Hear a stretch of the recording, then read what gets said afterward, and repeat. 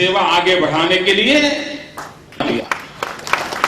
और उसका नतीजा ये आया कि आज गुजरात चाइना के साथ स्पर्धा करने लगा है। अगर गोवा ने मुझे वो परवाना न दिया होता तो शायद मेरा गुजरात उसकी सेवा करने का मुझे सौभाग्य न मिला होगा। मित्र, मुझे गोवा से जब जब आशीर्वाद मिले हैं उस काम में नई ऊंचाइयां पार की है, और इसलिए मुझे भरोसा है इस बार भी कि गोवा ने मुझे जो आशीर्वाद दिए हैं और अध्यक्ष जी ने जो कार्य दिया है तो भी शानदार तरीके से यशस्वी होगा, ये मेरा विश्वास है।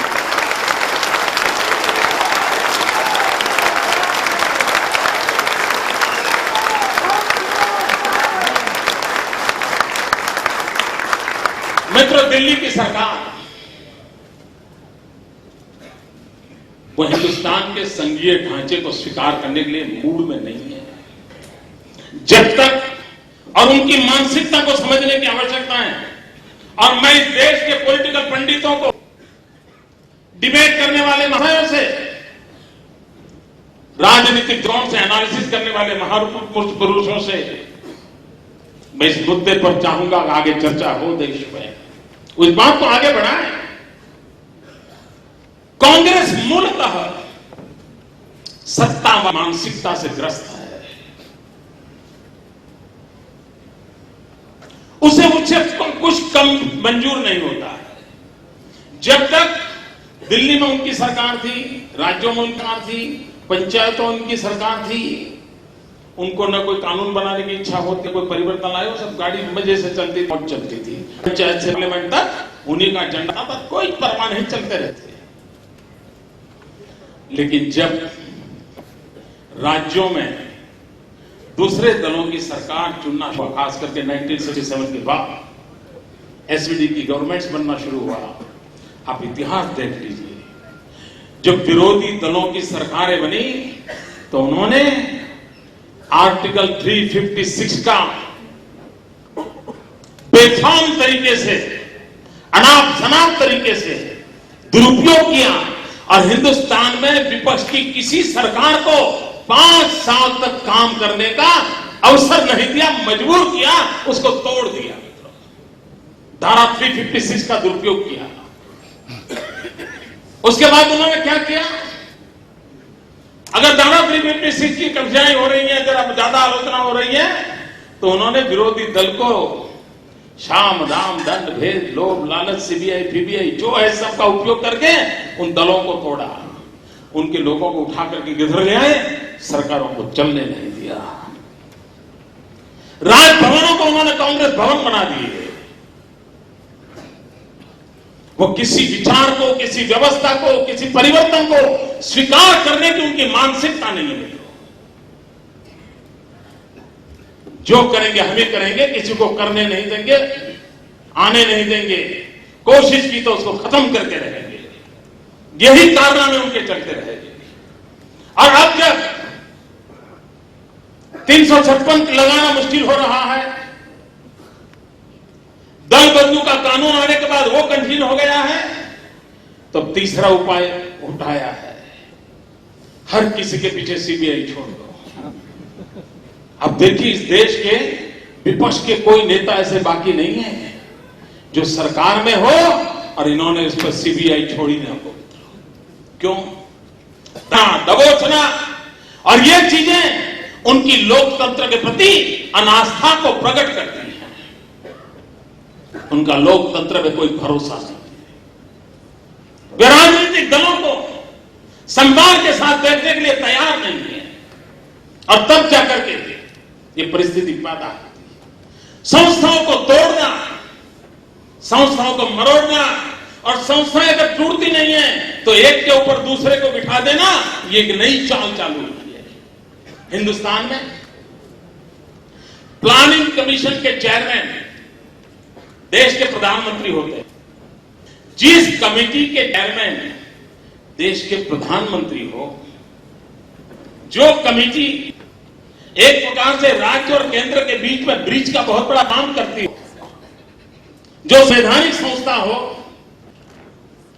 उसका भी अनादर करना और प्लानिंग कमीशन के ऊपर हिंदुस्तान ने कभी सोचा नहीं, माना नहीं, कल्पना नहीं की, वैसा एक एनएसी बिठा दिया। एक प्रकार से पिछले 50 साल से जो संस्था कुछ न कुछ करने का प्रयास कर रही थी, जिसके चेयरमैन प्रधानमंत्री थे, उस संस्था को एक प्रकार से नाम मात्र की बनाकर उन्होंने छोड़ दिया और उस पर एनएसी बिठा दिया, नेशनल एडवाइजरी काउंसिल। और वो उसके चेयरपर्सन कौन? तो मैडम। तो फिर प्रधानमंत्री बनाने की जरूरत क्या थी भाई? इतनी बड़ी कैबिनेट बनाने की जरूरत क्या थी? प्लानिंग कमीशन बनाने की जरूरत थी? इतने अरबों खरबों रुपए देश के खर्च करने की जरूरत क्या थी? और एनएसी भी कैसा? मैंने प्रधानमंत्री के सामने आंख में आंख मिला करके सीधा सवाल पूछ करते हुए अभी भाषण में कहा था उनको, रूबरू में हुआ, हाजिर थे। मैंने कहा साहब मुझे बताइए, आप कहते हैं माओवाद खत्म होना चाहिए, आपके भाषण में उल्लेख किया है, माओवाद एक बहुत बड़ी चुनौती है आपने कहा है। और मैंने प्रधानमंत्री जी को कहा, पशुपति से लेकर के तिरुपति तक एक रेड कॉरिडोर आज रक्त रंजीत होता जा रहा है।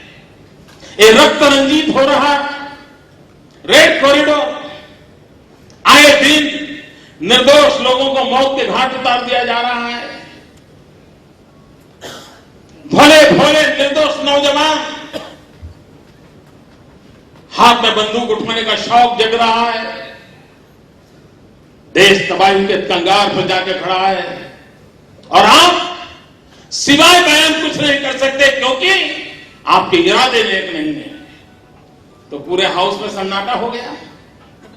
और मैंने कहा मुझे बताइए, अगर आप, और भाइयों बहनों गंभीरता से सुनिए और हर गांव गली में बात पहुंचाइए। मैंने प्रधानमंत्री को सीधा सीधा पूछा, मुझे बताइए प्रधानमंत्री जी, आपकी नेशनल एडवाइजर काउंसिल जो है मैडम सोनिया जी जिसकी अध्यक्षा है, उस एक एनआईसी के मेंबर, एनएससी के मेंबर, उसका एक एनजीओ चलता है, उस एनजीओ की एक अध्यक्षा माओवादी गतिविधियों के कारण जेल में थी, और एक कलेक्टर को किडनैप किया गया था, आपको याद होगा। उस कलेक्टर को किडनैप किया गया था, उसके बदले में जिन लोगों को छोड़ने की मांग की गई थी, उसमें ये आपके प्रधानमंत्री के साथ जुड़ी हुई मैडम सोनिया जी के एनएसी के मेंबर के एनजीओ की अध्यक्षा थी। अगर उस अध्यक्षा जो इस प्रकार की गतिविधि में लगी हुई है और वो एनजीओ चलाने वाला व्यक्ति एनएसी में बैठा हो, तो आप कैसे देश को भरोसा दोगे कि आप माओवाद के खिलाफ लड़? यह संभव है क्या मित्रों? अरे जो पाप कर रहे हैं उन पापियों के साथीदार को अगर आप बगल में बिठाओगे तो पाप नष्ट होने की संभावना है, लेकिन उनको कोई शर्म ही नहीं है। इतना ही नहीं, मैंने प्रधानमंत्री जी से कहा कि प्रधानमंत्री जी, सिर्फ मैडम का भी मुद्दा है ऐसा नहीं है, आप भी बाकी नहीं हो। तो जरा चौंक गए। वैसे तो बहुत स्वस्थ बैठे थे, हिलते नहीं थे, आंख भी नहीं हिलती थी, ऐसे देखा है ना,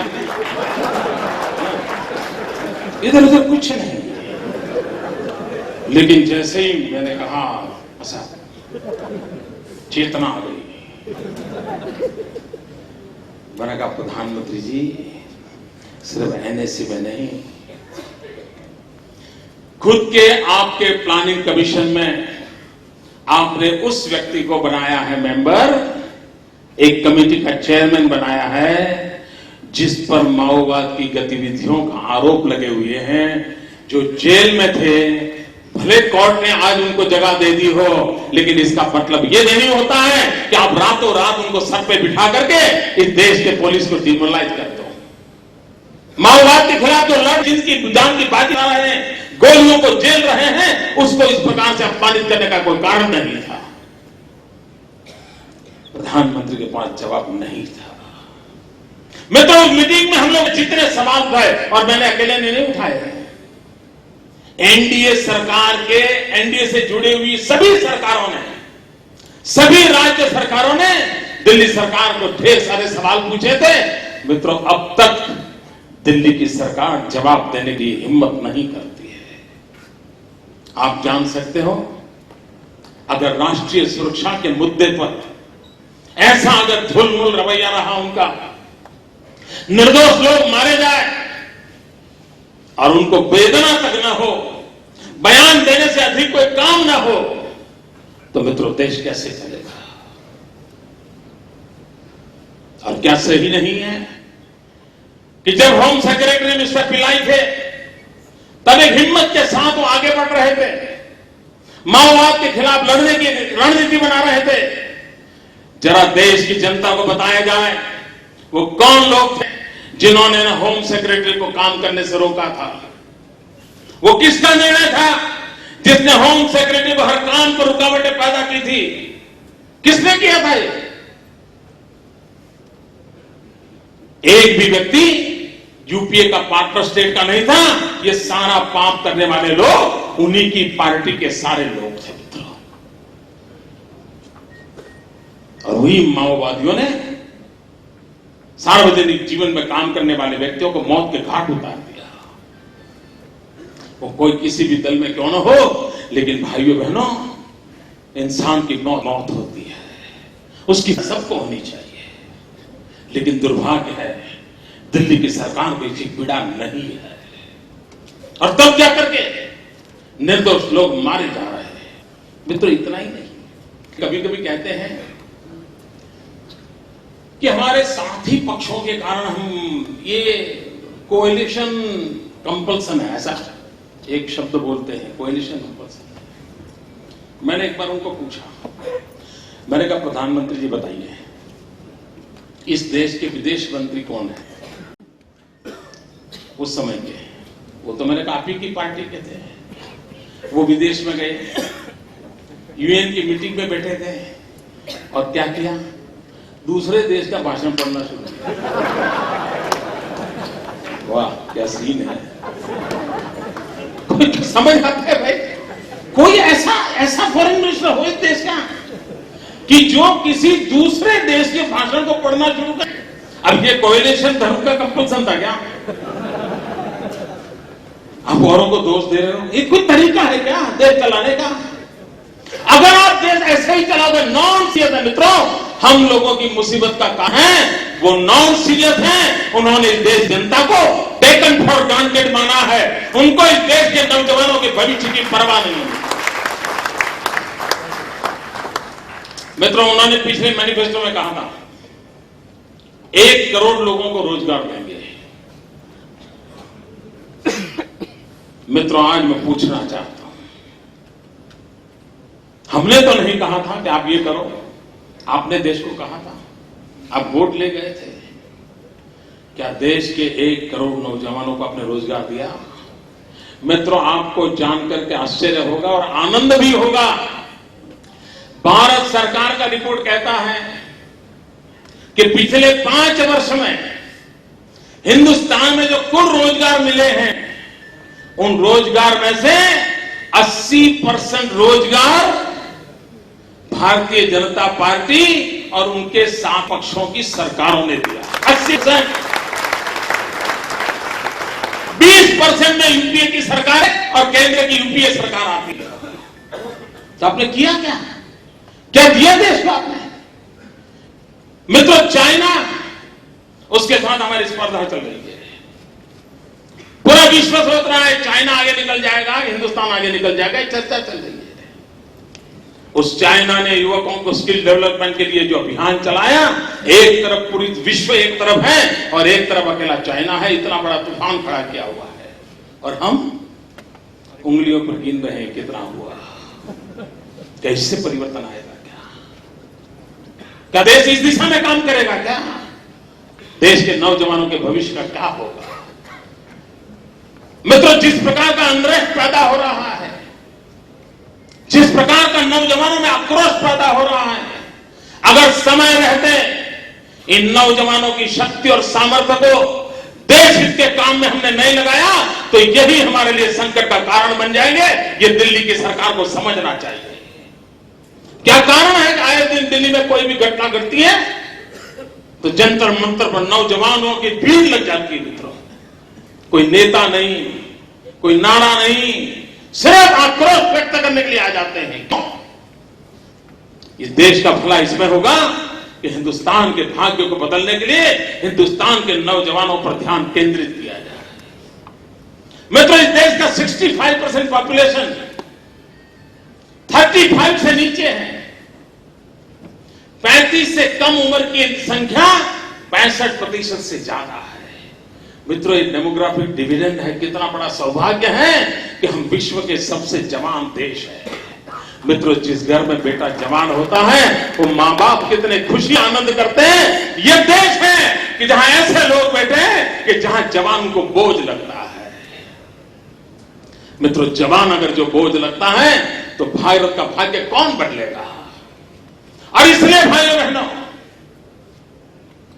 दिल्ली सल्तनत पूरी तरह विफल हो चुकी है। किसी मोर्चे पर उन्होंने सही काम नहीं किया है, कोई काम ढंग से पूरा नहीं किया है।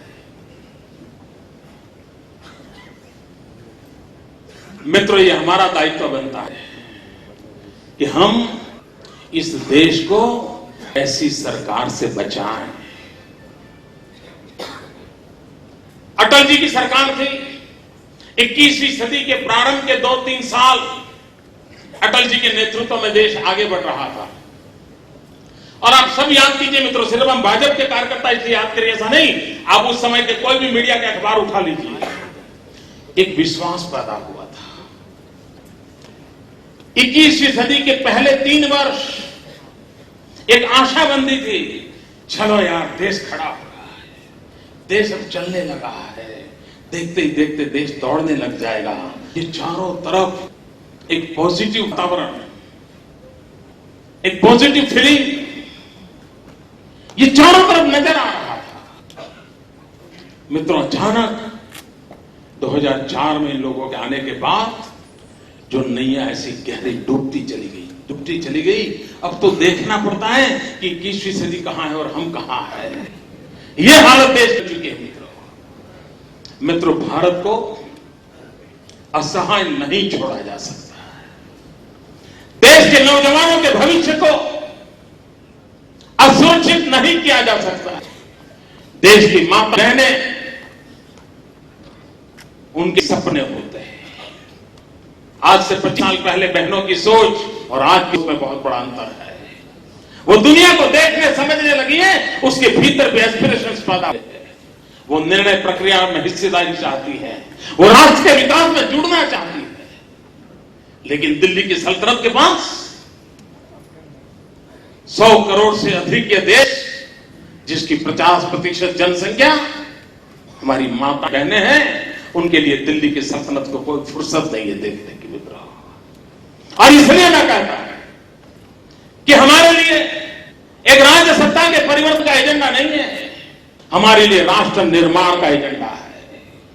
हमारे लिए कुर्सी पाना एजेंडा है। भाजपा के लिए हमारे नेता है राष्ट्र के कोटि नागरिकों को सम्मान वापस लाना, राष्ट्र के कोटि नागरिकों को एक विश्वास वापस दिलाना, राष्ट्र के कोटि नागरिकों में फिर से एक बार भरोसा पैदा करना, ये सपना लेकर के हम जान से जुटने के लिए निकलना है। मित्रों, चुनाव, उसमें प्रचार अभियान का भी महत्व होता है, व्यवस्था तंत्र का भी महत्व होता है और रणनीति का महत्व होता है। और तीनों एक ढंग से जब चलते हैं तब परिणाम मिलता है। कांग्रेस ने इतने पाप किए हैं कि जनता को कांग्रेस को हटाओ ये समझाने के लिए बहुत मेहनत पड़ी। ऐसा नहीं है। अभी हमारे 6 उपचुनाव, 4 विधानसभा के और 2 लोकसभा के, और 6 की 6 सीटें कांग्रेस की थी। और जमाने से कांग्रेस का कब्जा था। जनता इतनी नाराज है इन लोगों पर, सब साफ कर दिया सब।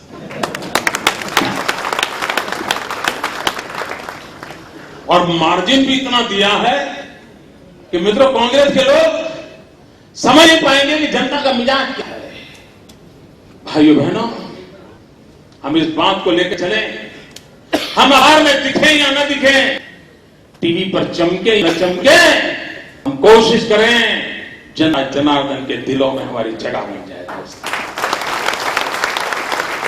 एक बार उस सपने लेकर के हम चलेंगे तो राजनाथ जी के नेतृत्व में इस हिंदुस्तान फिर से एक बार जो काम अटल जी छोड़ के हमारे पास रखा हुआ है, उस काम को हम सब आगे बढ़ाएंगे और हिंदुस्तान को 21वीं सदी के सपनों को साकार करने के लिए पूरे देश में एक परिवर्तन की लहर रहेगी। इसी एक अपेक्षा और सब शुभकामनाओं के साथ और फिर एक बार राहुल जी को मैं बहुत बहुत देता हूं, बहुत बहुत शुभकामनाएं। मैं जानता हूं मित्र, मैं भी एक मुख्यमंत्री हूं, मुख्यमंत्री है तो परेशानियां मैं जानता हूं। आप देखिए गोवा में माइंस का कितना बड़ा संकट आया है, सारी एक्टिविटी रोक ली है ना, यही हुआ है ना। ये दिल्ली सरकार है, उसने दो काम कर दिए। एक, जो कुछ भी है उसको बांटो, इसको दे दो, इसको दो। क्यों? क्योंकि घुस वापिस आ जाए। अच्छे काम के लिए रुपये खर्चने की न उनकी समझ है न करने का इरादा है। और दूसरी तरफ पॉलिसी पैरालिसिस। आप देखिए उनकी नीतियों की ये दुर्दशा के कारण हिंदुस्तान में एक तरफ 30,000 मेगावाट बिजली उत्पन्न करने वाले कारखाने पड़े हुए हैं, फिर भी देश अंधेरे में है। क्यों? कोयला नहीं है। कोयला क्यों नहीं है? कोयला देने की पॉलिसी नहीं है। पॉलिसी क्यों नहीं है? प्रधानमंत्री ने जहां पूछना है वहां से जवाब नहीं आया है। आप मुझे बताइए भैया, अगर ऐसा ही चलेगा तो देश में कितने दिन औरों को जिनके पास कोयला है कितने दिन चलेगा? हमारे गुजरात में मित्रों आज हमारी 3,000 जैसे ज्यादा मेगावाट बिजली के कारखाने बंद पड़े। क्यों? कोयला नहीं है, गैस नहीं है। कारण दिल्ली सरकार का निर्णय नहीं है। क्या कोई देश से चल सकता है? मैं तो हैरान हूं साहब इन लोगों के दिमाग। अब ये क्रिकेट का गड़बड़ हुआ तो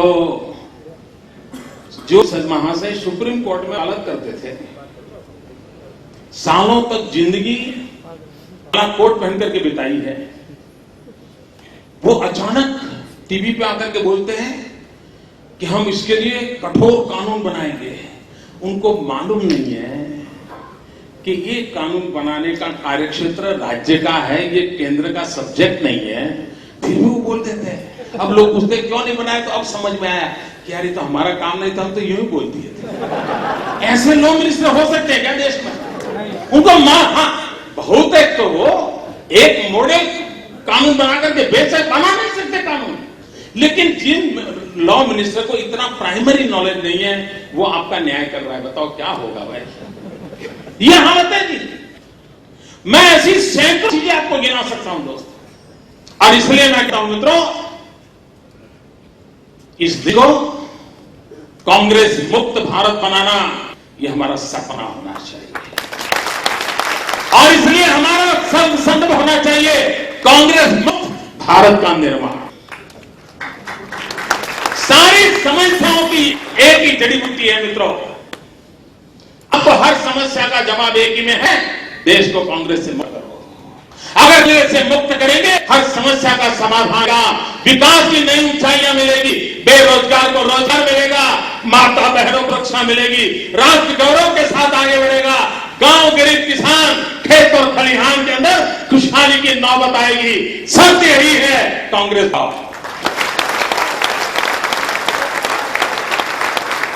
कांग्रेस मुक्त भारत का निर्माण, ये सपना लेकर के हम चले, इसी एक अपेक्षा के साथ फिर एक बार आप सबको बहुत बहुत शुभकामनाएं। भारत माता की पूरी ताकत से बोलिए, भारत माता की। दो मुट्ठी बंद करके साथ बोलिए वंदे वंदे वंदे वंदे वंदे वंदे वंदे।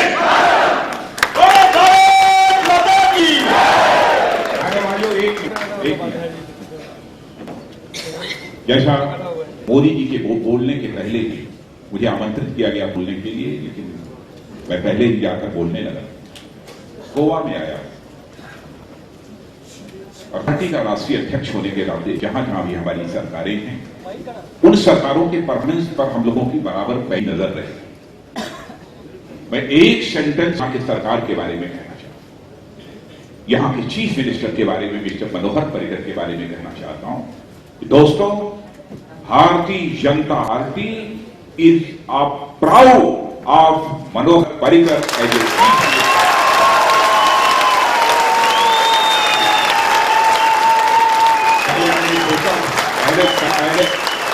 पहले मैंने सोचा था कि मैं बोलूंगा मनोहर पर्रिकर जैसे मुख्यमंत्री के ऊपर हमको गर्व है, लेकिन एकाएक उस मंच पर चले जाने के कारण ये मैं नहीं बोल पाया था।